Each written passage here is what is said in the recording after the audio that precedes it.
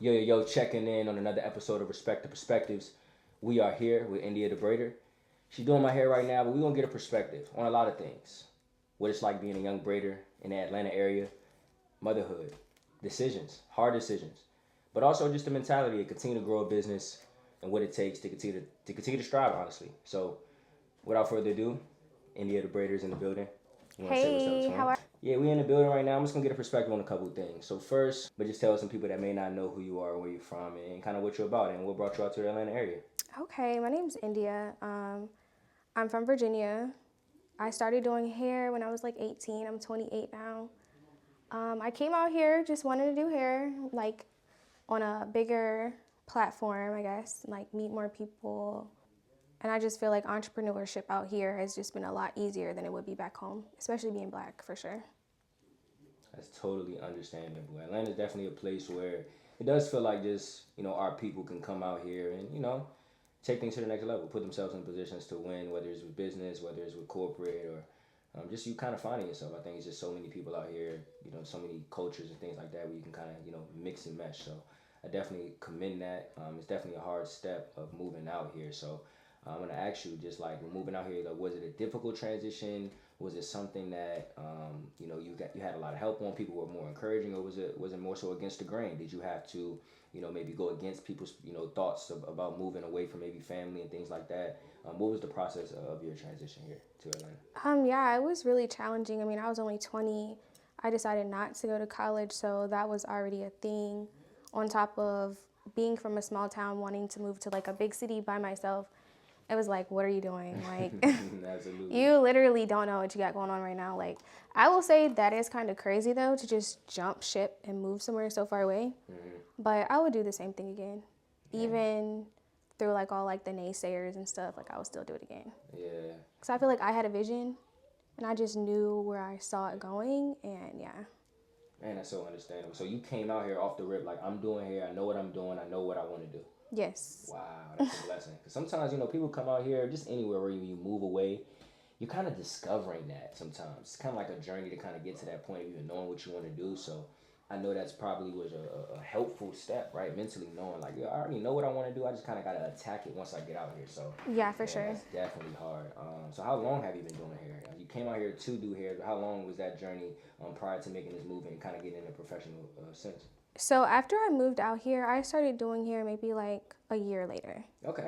Okay. So it was, for me, it was challenging, like meeting people. I'm not like really talkative or like put myself out there like that. Right. But yeah, so I started doing hair. So like in Virginia, I was doing girls' hair.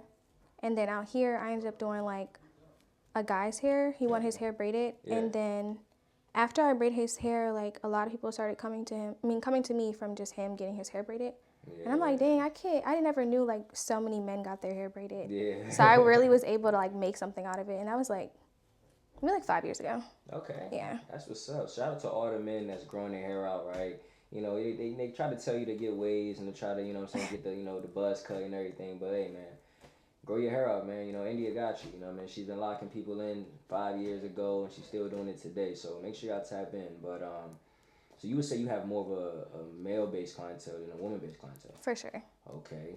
And in terms of the consistency with that, do you think that men are more consistently trying to book and get their hair braided over women, or do you believe that it's just the volume of men are just so high you can't even really tell? Yeah, so, well, on my site, I don't even offer like women's services. Wow. The only time Okay. I do women is if like they're my friends Mm. or if they're like a girl but kind of act like a boy. I don't know what the right word to use Okay, no. for that. I get what you're saying. We support all communities, and we want to make sure that we put respect and peace on all communities, no matter what you describe as or what you desire in your life. I would say from hearing that, it's pretty cool that you're saying that as a woman that does hair in this space, your services are really only catered towards men, Yeah, honestly. for sure. But when you say you came out here, you were doing both. So what made you kind of transition and say to yourself, you know what, I'm just going to make sure I cater strictly to men? Was it the fact that you noticed that was most of your clientele, or what made you make that decision of just kind of like, you know what, I'm just going to make sure that I cater strictly to men? I think for me personally, it was just easier dealing with men. I feel like like this might be an unpopular opinion, but when it Yeah, comes speak. to like people getting service, I feel like men complain less and they're more grateful and appreciative opposed to like women. Sometimes I feel like they can always find a problem, whether it be pricing or yeah, you know, I get it. just could be an issue. So you're saying women are more problematic than men as it pertains to, clientele. Yes. And I would say from somebody that kind of, interacts with women on different, basis, not necessarily from a clientele standpoint. I wouldn't argue with you. I think that there are sometimes a characteristic within, some women where there always is like a problem. There's always like a negative trait to something, even when they may be in the wrong or not necessarily in the right, right? Like they may be late to the appointment. They may not, their pay situation may not be straight. And that kind of leads me to my next question. So, in terms of clientele, whether it be man or woman, what are some of the, I guess, the major things that you deal with from on a negative side? Doing hair in the Atlanta area. I know you probably can go down a list all day, right? But give me some of your top things that you notice, as somebody that does hair, and some of the problems that you have to deal with, on a consistent basis. Honestly, I don't have any problems, and that's gonna Wow. sound like so crazy, but Yeah. I feel like that's when you know, like, well, I will say for me, that's when you know you're really in your lane and you've created those boundaries. Because I've been doing hair for a long time now, I don't really have too many problems. Got you. But when it comes to pricing, Yeah, it's yeah, never yeah, like yeah. you're charging what, like it's just like always respectful, Yeah, yeah, yeah, and yeah. then cool, like Okay, so you would yeah. say women are a little bit more on a, well, just not even just say women, but sometimes there's an argumentative side to it that you don't necessarily have to deal with as much, that people do normally have to deal with, especially as it pertains to pricing, what people get done, and some people don't like their results. Have you ever had a time where a client didn't like what you did and they were like they're not paying for services, or have you ever had any time like that happen? Yes, but it was so many years ago, and it was a girl. Okay. Hey, shout out to the men that are holding it down, creating peace for IndiaTheBraider. Yes, thank you. I love y'all so much. For sure. That's a blessing. That's definitely a blessing. So, throughout the journey, you're doing hair, you're growing your business, you're putting yourself in the best position. And I want to speak on something else. Just from understanding you and learning you, I've learned that you're a mother, right? When did that journey start, and how was that as it pertains to just your life journey, transitioning, like you said, moving away from family, and putting yourself in position to not only be a mother but a business owner. I know that has to be tough of juggling responsibilities. So when did that journey start of being a mother, and kind of where did that journey begin? Okay, so I was pregnant in 2022. I was 25 years old. Okay. Had my son before, a little bit before I was 26. So Absolutely. Okay. he is 2 now. And it's been a crazy journey. I would say like the first year, it was really challenging balancing work Yeah. and trying to find myself as like, cause like I'm a new person, Yeah, it was yeah. just completely life changing. Yeah. I feel like I lost pretty much all my clientele and I had to rebuild and just start over. So Wow. that was just so challenging for me financially, and like I refused to get a job. So Wow. Oh my gosh, a lot to unpack there. yeah. So when you say you had to start your clientele over, you had to reset your clientele. What was the cause of that? Was it the moving, or was it the situation itself and the time that you had to give towards actually delivering and having a healthy baby? Was it that kind of caused you to kind of slow up with work? What was the cause of you to feel like you had to kind of start over and kind of get a clientele? Yeah, so after I was doing hair up until like it was like 2 weeks maybe before I gave birth, or maybe like Okay. 1 week. So Okay. I was like going in the whole time. Mm. So after I had my son, it was like, like you're supposed to take X amount of time off, but like at the time, I guess, okay, so I had my son for 8 months before he got into daycare. Yeah. And like it was just so challenging doing hair and trying to tend to baby Yeah. and just Yeah. it's like I was frustrated. I know my clients didn't want to deal with that. I didn't want them to deal with that. It was just like unprofessional and just annoying, like yeah. I love that. So I ended up just like barely taking people. I would try to take people at night, like when he was asleep. And it was hard. It was hard to build money and stuff, and just yeah. Yeah. It was a mess. Definitely understand that, man. I'm just listening to your story, and I'm really just admired by it, because there's an accountability piece to it that I'm noticing, right? I think that there's points in that I'm listening where it's like, okay, this situation may have changed, situation may have caused me to adjust, but even though I'm trying to hustle through it, I'm trying to battle through it, I'm realizing that, some of the ways that I'm having to force this isn't really, the way I want to do things. Now, don't get me wrong, right? Hustling it comes in all facets. So you can hustle and get it done. But is it really helping your business? Is it really progressing the whole idea and the vision that you really set out? And just to be able to hold yourself accountable in that moment, I just want to applaud you, because that's a hard thing to do and to realize along the way while it's happening. You know what I mean? Thank Like, you. while it's in the moment, you're like, you know what? I need to reset, right? The way I'm going about it, the way I'm doing things isn't necessarily the way that I think they will be progressive towards me getting to my result. I think that's powerful. I want to ask you, what is something that you could probably say to encourage maybe some young moms or some moms out there that are juggling between maintaining their business but also trying to grow into motherhood and be the best mother that they can be, honestly? What are some tips that you can give to those people out there that are struggling between maintaining their business but then also growing into motherhood? That is such a good question. And I feel like it's not like a lot of people that speak on this topic a lot. But Mm, um, give yourself time, give yourself grace. Don't feel like you have to just jump straight back into this hardcore businesswoman and just, like spend time with your baby. It's really important. If you need to move back home, move back home. Don't be embarrassed by any steps you have to take for making a better life for you and your child. So, yeah, do what you got to do, and you really can get back to it whenever you feel like it, for real. It's no pressure, it's no rush.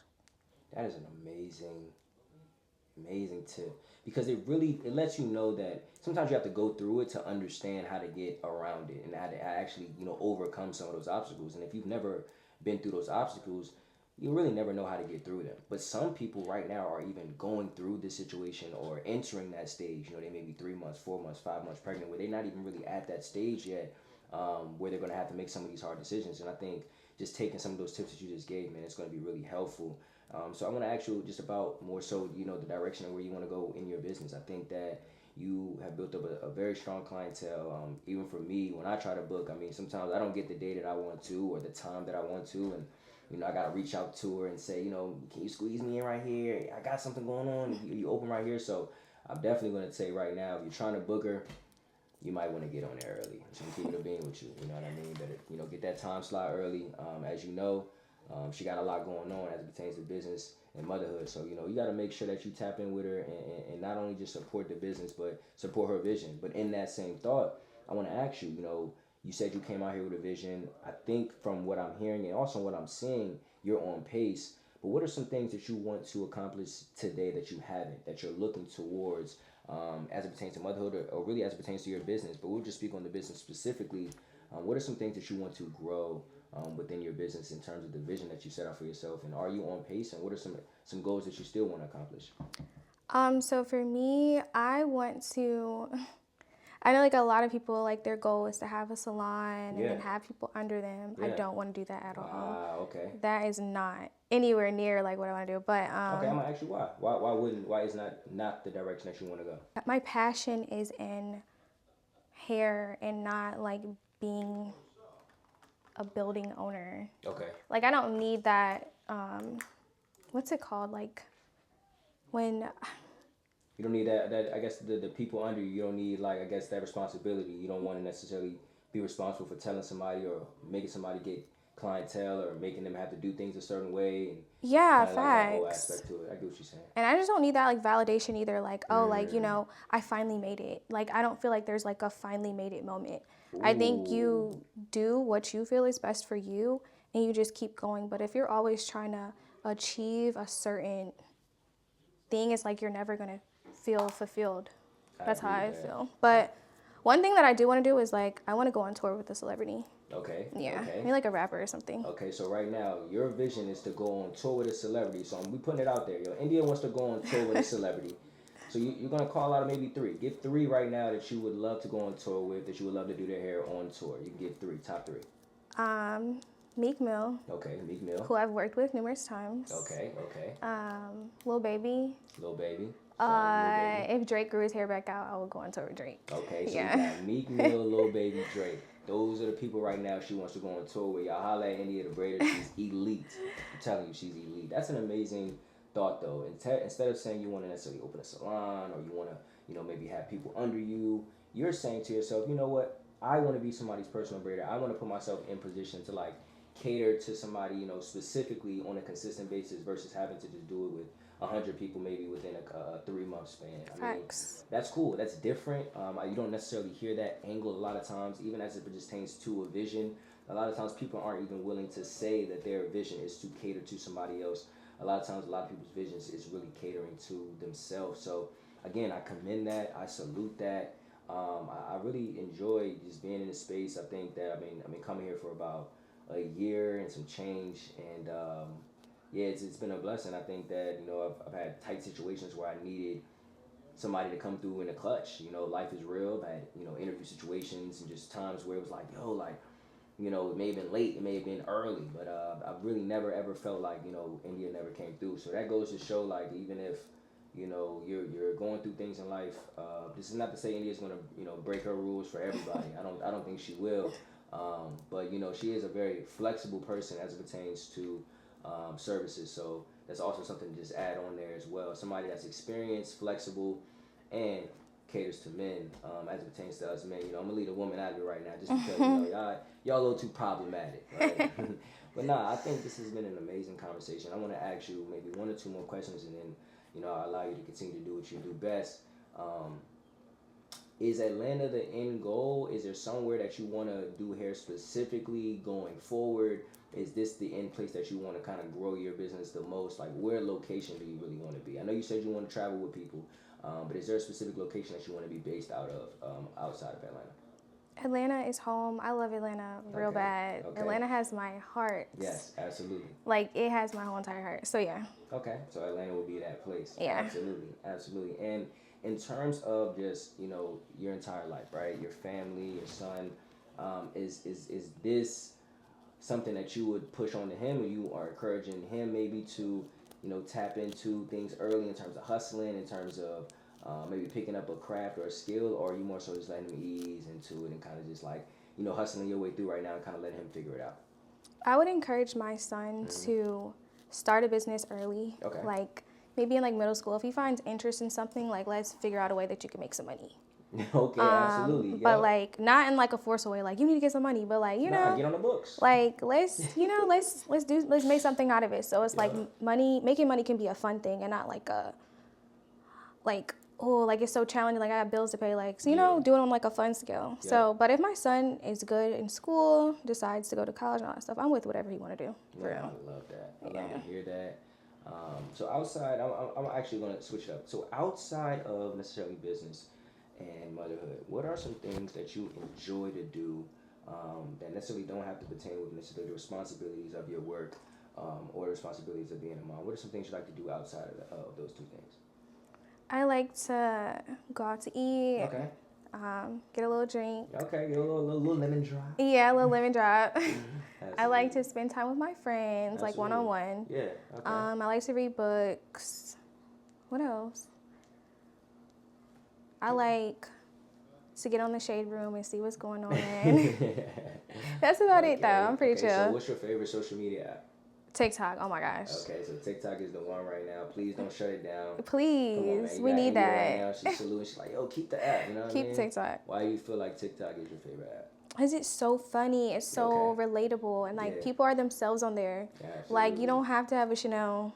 You don't have to, like, Instagram, you got to be a little rich. You got to get on a yacht every week. Yeah. Absolutely. And you got to have like a lot of bags. And you got to buy a house at 16. And, yeah. Yeah, for sure. Yeah, it's different. It's definitely different apps have different stigmas and people put on certain personas on different platforms for sure. TikTok is definitely a growing platform that does give a little bit more of a vulnerability space.